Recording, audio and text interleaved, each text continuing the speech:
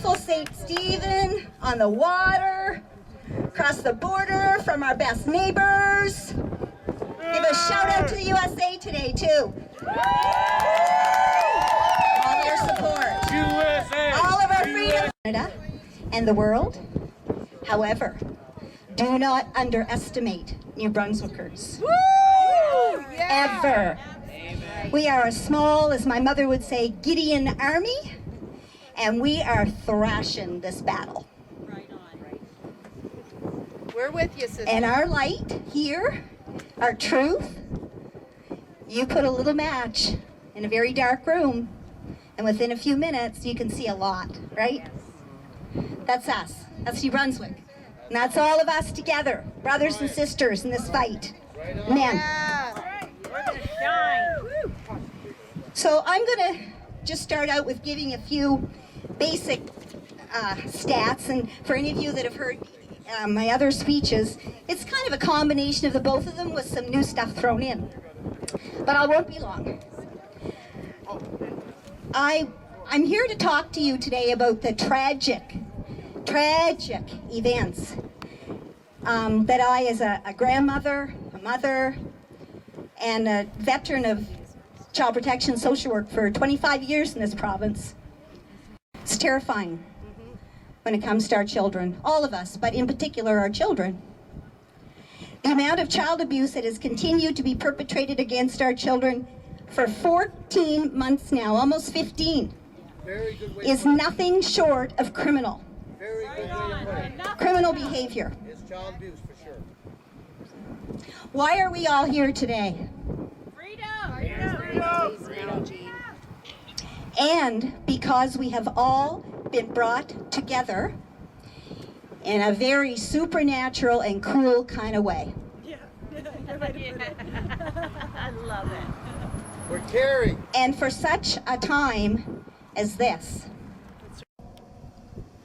Vulnerable, at high risk, and away from other protective and concerned adults in their lives that were there before and now have vanished. The New England Journal of Medicine, in an article published September 16, 2020, described the intimate partner violence situation as a pandemic within a pandemic. The COVID measures and fallouts, including but not limited to isolation, financial insecurity, job losses, increased addictions, depression, all are a perfect storm for family violence and subsequently child abuse. Lockdowns have also had a frightening effect on our children. A new research report by Fair Health entitled The Impact on COVID-19 on Pediatric Mental Health, March 2nd, 2001, states that there has been a vast increase in risk of children to self-harm. We can only imagine what it is now. We know it's much higher. There has also been a 31% increase in hospitalization of youth struggling with mental health issues. The CDC released stats in November of 2020 showing a 24% increase in children aged 5 to 11 and a 31% increase in adolescents aged 12 to 17 years old requiring mental health hospitalizations since the onset of COVID.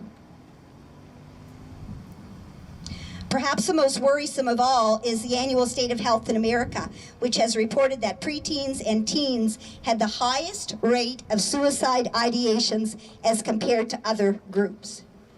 Preteens and teens. What are we doing? What are we doing to them?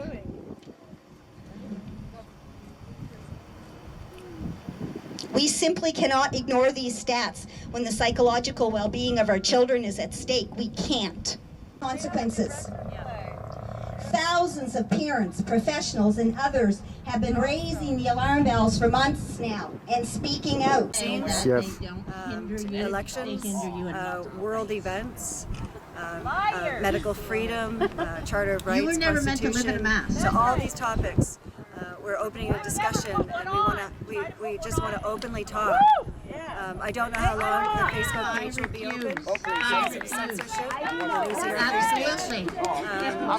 So you can find us at the round table. You need to be invited. It's a private group now. But you can also find us on Telegram When I under the mention my round work, table. I want to talk about my work. Seems. Written communication has been forwarded to legislatures, many of them, but few responses. Don't know why.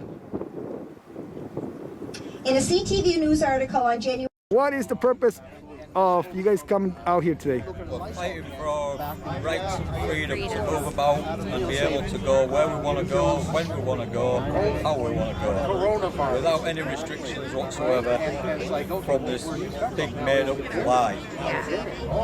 So which group are you with? Freedom Fighters, New Brunswick. New Brunswick, okay. And how many people form part of your group, Lee? Today there's 54, I think. 54. And your message to the public, what is? Message to the public is, don't be scared, get on with your life. And please wake up to this lie. The Please, sooner you please wake up, the sooner it goes away. Yep. And if we come together, we can do this together. it's mandated. The masking of our children has now been clearly shown. We know this. I'm preaching to the choir, so I'm not many stats here, really. You're preaching. They have watched their babies suffer, and they want this to end. When? Now! Constitutional convention. Normalcy for our children suddenly ended, and all of a sudden, they're bombarded with phrases and statements we can all name.